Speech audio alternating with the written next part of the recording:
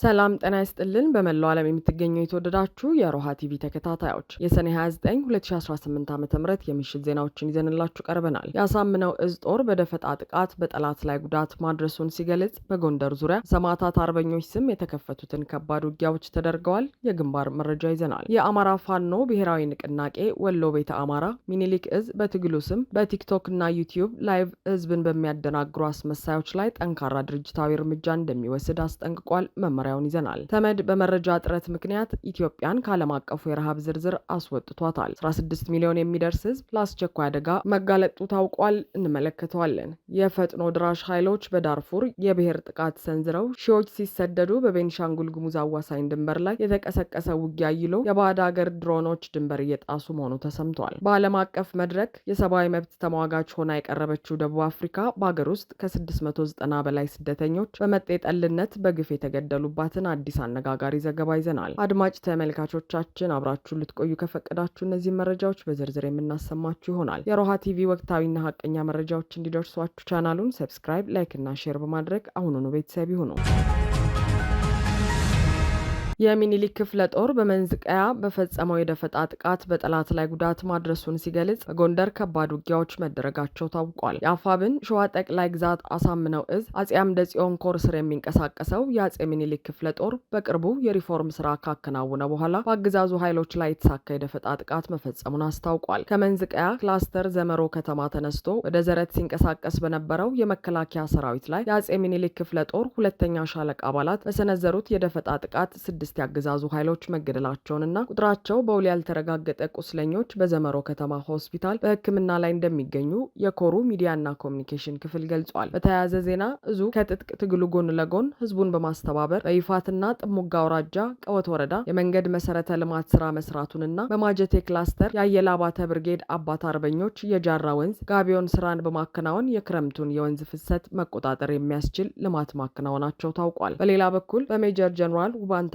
አንደኛ ኮር ስር የሚንቀሳቀሱት የሜጀር ጀነራል ውባንታ አባተ ተወርዋሪ ክፍለ ጦርና ነበልባሉ 23ኛ ክፍለ ጦር በአለምበር ከተማና በወረታ ዙሪያ ከባድ ውጊያ ማድረጋቸውን አስታውቀዋል። ዘመቻ ሙሉቀን አለኸኝና ዘመቻ ሰለሞን ጋሻው በሚል ስያሜ በተከፈተው በዚህ ወታደራዊ ዘመቻ በአለምበር ከተማ ዙሪያ በሚገኙት ቁስቋም፣ ሙሉ ተራራ፣ አይለብሶ፣ ስንቆ፣ ሁርጭ፣ አባይ መስክ፣ አሳምነው ካምፕ፣ አስራት ተራራና መድኃኔዓለም በተባሉ ቦታዎች ላይ የጠላት ምሽጎች መገንጠላቸውና ከፍተኛ ቁሳዊና አካላዊ ኪሳራ መድረሱ ተገልጿል። በተመሳሳይ በወረታ ከተማ ዙሪያ የነበልባሉ 23ኛ ክፍለ ጦር አሃድ በሆነው 3ኛ ሻለቃ አማካኝነት በጉበና ሚካኤል እና ቋሃራ አቦ ግንባሮች ላይ ከጠዋት ጀምሮ ከባድ ውጊያ መደረጉና ዘመቻው በተሳካ ሁኔታ መጠናቀቁ በዙ መግለጫ ላይ ተመልክቷል።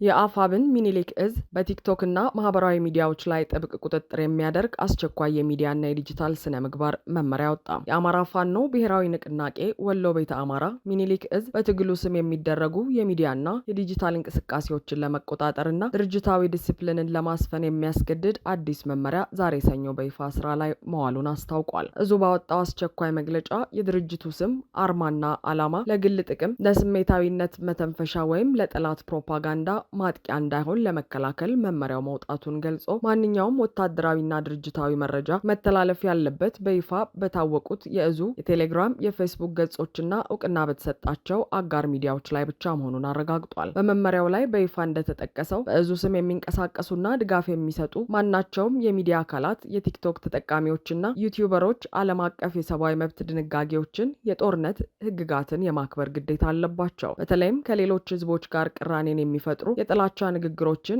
የዘር ቅስቀሳዎችንም ወይንም እዙን ከዓለም አቀፍ ህግጋት ጋር የሚያጋጩ የጦር ወንጀል ምስሎችንና ቪዲዮዎችን ማሰራጨት በጥብቅ የተከለከለ መሆኑን ገልጿል። የእዙን መዋቅር ሽፋን በማድረግ የውስጥ አንድነትን የሚያናጉ አመራሮችን፣ ያለ አግባብ ስም የሚያጠፉ ወይም ስልታዊ ሚስጥር የሚያባክኑ ግለሰቦች ላይ በእዙ የደህንነትና የህግ መመሪያዎች በኩል ጥብቅ ምርመራ ተደርጎ ጽኑ ድርጅታዊ እርምጃ እንደሚወሰድ ተጠቁሟል። እዙ አክሎም በሀገር ውስጥም ሆነ በውጭ ሀገር ሆነው በቲክቶክ፣ በዩቲዩብ እና በሌሎች የማህበራዊ ማህበራዊ ሚዲያ ገጾች በቀጥታ ስርጭት በመግባት ከእዙ ጋር ግንኙነት እንዳላቸው በማስመሰል የራሳቸውን አጀንዳና የግል ታዋቂነት የሚያራምዱ ግለሰቦች ከሚኒሊክ እዝ ጋር ምንም አይነት ትስስር የሌላቸው መሆኑን አጋልጧል። ከዚህ ማሳሰቢያ በኋላ ህዝብን በሚያደናግር መልኩ እዙን አስመስሎ በሚንቀሳቀስና መመሪያውን በሚጥስ ማንኛውም የሚዲያ ተጠቃሚ ላይ እዙ ግንኙነቱን ሙሉ በሙሉ እንደሚያቋርጥና ጉዳያቸውንም ለህዝብ ይፋ እንደሚያደርግ አስጠንቅቋል። በጥቅሉ ደጋፊ ሚዲያዎች ከእዙ ህዝብ ግንኙነት የሚወጡ ይፋዊ መግለጫዎችን ሳይጨመርና ሳይቀነስ ባሉበት ይዘት እንዲያደርሱ ጥሪ ቀርበዋል።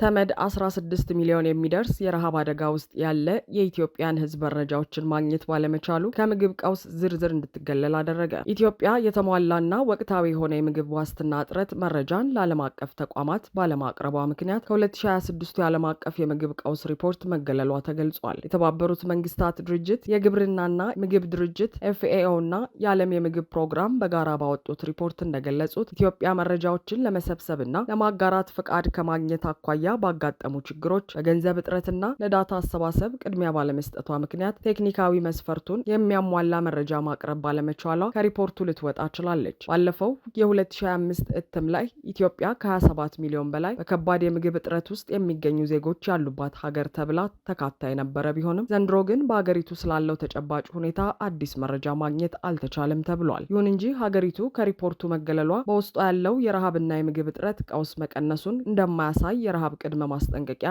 መረብ ገልጿል። ድርጅቱ ባወጣው አዲስ መረጃ መሰረት ኢትዮጵያ እስከ መጪው ሐምሌ 2026 ድረስ በዓለም ላይ አስቸኳይ ሰብአዊ የምግብ እርዳታ ከሚያስፈልጋቸው 5 ቀዳሚ ሀገራት ተርታ እንደምትሰለፍ አስታውቋል። በአሁኑ ወቅት ከ15 ሚሊዮን እስከ 15.9 ሚሊዮን የሚደርስ ህዝብ ከጠቅላላው የሀገሪቱ ህዝብ ከ10 እስከ 15 በመቶ የሚሆነው በከፍተኛ የምግብ እጥረትና በአስቸኳይ ጊዜ ቀውስ ውስጥ እንደሚገኝና ይህም በዓለም አቀፍ ደረጃ ከሚያስፈልገው አጠቃላይ የምግብ እርዳታ ውስጥ ከ10 በመቶ በላይ ድርሻ እንዳለው ተጠቁሟል። የተባበሩት መንግስታት የህፃናት መርጃ ድርጅት በበኩሉ በሀገሪቱ በተለያዩ አካባቢዎች ያለው አለመረጋጋት፣ ግጭት፣ መፈናቀልና ኢኮኖሚያዊ ቀውስ የዜጎችን ህይወት ይበልጥ እያሻከረው መሆኑን ገልጾ ለ2026 ዓ.ም ያቀረበው የሰብአዊ እርዳታ ጥሪ 81 በመቶ የሚሆነው እስካሁን ፈንድ ወይም የገንዘብ ድጋፍ እንዳልተገኘለት አስታውቋል። ከዚህ በተጨማሪም አዲስ እያገረሸ ያለው የኤልኒኞ የአየር ንብረት መዛባት በሀገሪቱ ዋና የሰብል አምራች በሆኑት በምስራቅ አማራ፣ በትግራይና በሰሜን ምስራቅ ኦሮሚያ አካባቢዎች የክረምቱን ዝናብ ሊያስተጓጉሉ ስለሚችል የምግብ ቀውሱ ወደ ከፋ አውዳሚ ደረጃ ሊሸጋገር ይችላል የሚል ከባድ የወደፊት ስጋት መደቀኑ ተገልጿል።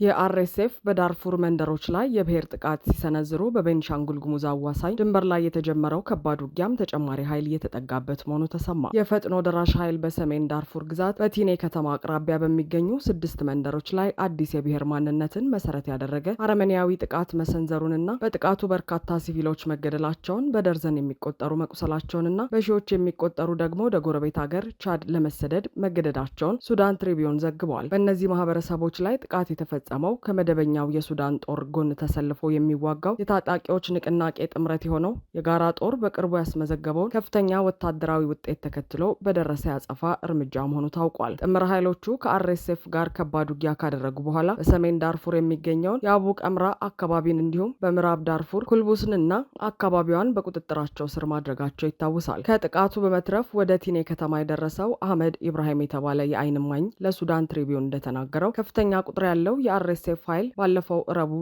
ጀምሮ አምባራ ወረዳና ቲኔ ከተማን በሚያገናኘው መንገድ ላይ በሚገኙ 6 መንደሮች ላይ ይህንን ያጸፋ ጥቃት መሰንዘር ጀምሯል። ጥቃቱ እስካሁን ቁጥራቸው በውል ያልታወቀ በርካታ ንጹሃን ሰዎችን ለህልፈት የዳረገ ሲሆን ገበያዎችና መኖሪያ ቤቶች እንዲቃጠሉ፣ የውሃ ጉድጓዶች እንዲወድሙና የቤት እንስሳት እንዲዘረፉ ምክንያት ሆኗል። እንደማኙ ገለጻ ጥቃት የተሰነዘረባቸውና ሙሉ በሙሉ የወደሙት መንደሮች ቀርቡራ፣ ኦሮዋ፣ ኡመራሂቅ፣ ኩርቢያ፣ አቡለይሃ እና አናባጂ ሲሆኑ እነዚህ አካባቢዎች በአብዛኛው የዛጋዋ ብሔረሰብ አባላት የሚኖሩባቸው በመሆኑ ነዋሪዎቹ በእግራቸው የቻድን ድንበር ጥሰው ለመሰደድ ተገደዋል። በሌላ በኩል የሱዳን መከላከያ ሰራዊት ስትራቴጂካዊቷን የኩርሙክ ከተማን ከፈጣን ደጋፊ ኃይሎችና ከሱዳን ህዝብ ነጻነት ንቅናቄ ጥምረት እጅ ለመንጠቅ የከፈተው መጠነ ሰፊ ማጥቃት ዛሬም በኢትዮጵያ ድንበር ላይ በከፍተኛ ደረጃ መቀጠሉ ታውቋል። ወታደራዊ ምንጮች እንደሚያመለክቱት ሁለቱም ተፋላሚ ወገኖች ተጨማሪ የሰው ኃይልና የከባድ መሳሪያዎች አቅርቦትን ወደ ድንበር አካባቢዎች እያስጠጉ በመሆኑ ውጥረቱ ይበልጣል ይሏል። ውጊያው የኢትዮጵያን ድንበር ጥሶ ወደ ቤንሻንጉል ጉሙዝ ክልል መዝለቁን ተከትሎ በአሶሳ ዞን በኩርሙክና በሸርቆሌ ወረዳዎች የሚገኙ የድንበር ነዋሪዎች ላይ ከፍተኛ ስጋት ነግሷል። የጦር መሳሪያዎች ድምጽ በግልጽ እየተሰማና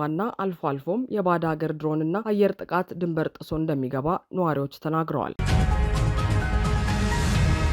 በደቡብ አፍሪካ ከ690 በላይ ስደተኞች በመጤ ጠሎች በግፍ መገደላቸውን የሚያሳይ ዘገባ ወጣ። ደቡብ አፍሪካ ራሷን የአፍሪካ ቀዳሚ የሰብአዊ መብት ተሟጋች አድርጋ ለመቅረጽ የምታደርገው ጥረት በሀገሪቱ ውስጥ በውጭ ዜጎች በተለይም በኢትዮጵያውያን ስደተኞች ላይ እየደረሰ ካለው ጥቃትና ማግለል ጋር የሚቃረን መሆኑን የሚያጋልጥ ሰፊ መጣጥፍ ወጥቷል። ሀገሪቱ እስራኤል የዘር ማጥፋት ወንጀል ስምምነትን ጥሳለች በሚል በዓለም አቀፉ የፍትህ ፍርድ ቤት እንድትከሰስ ማድረጓ በዓለም አቀፍ ደረጃ አድናቆትን ያተረፈላት ቢሆን ይህ መርህ ግን በሀገር ውስጥ ካለው ተጨባጭ ሁኔታ ጋር እንደማይገጥም ሪፖርቶች ያመለክታሉ። በደቡብ አፍሪካ የውጭ ዜጎች ጥላቻ ጥቃቶችን የሚከታተለው ዜናዎች የተባለው የምርምር ፕሮጀክት መረጃ እንደሚያሳየው እስከ 2026 አጋማሽ ድረስ በተደረገ ጥናት ቢያንስ 690 ሰዎች በዚሁ የውጭ ዜጎች ጥላቻ ሳቢያ በግፍ ህይወታቸውን አጥተዋል። ከሁሉ በላይ የሀገሪቱ ህገ መንግስት ከዘረኛው የአፓርታይድ ስርዓት ማክተም በኋላ የተረቀቀና ለዜጎች ብቻ ሳይሆን በሀገሪቱ ውስጥ ለሚኖሩ ለማንኛውም ሰው እኩልነትና ክብርን የሚሰጥ እጅግ ተራማጅ ህግ ቢሆንም በሀገሪቱ የሚኖሩ በርካታ አፍሪካውያን ስደተኞች ግን አሁንም በፍርሃት ባልተጠበቀ ደህንነትና በማግለል ውስጥ እንደሚኖሩ ተገልጿል። ይህ በደቡብ አፍሪካ የሚፈጸመው ጥቃትና ጥላቻ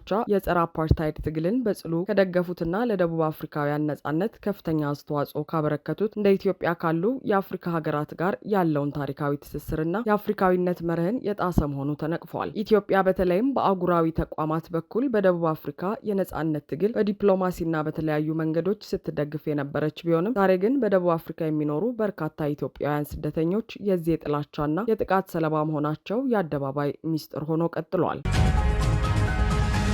አድማጭ ተመልካቾቻችን የሰዓቱ የሮሃ ቲቪ ዜናዎች የተከታተላችኋቸውን ይመስሉ ነበር። አብራችሁን ስለነበራችሁ ከልብ እናመሰግናለን። ሰላም።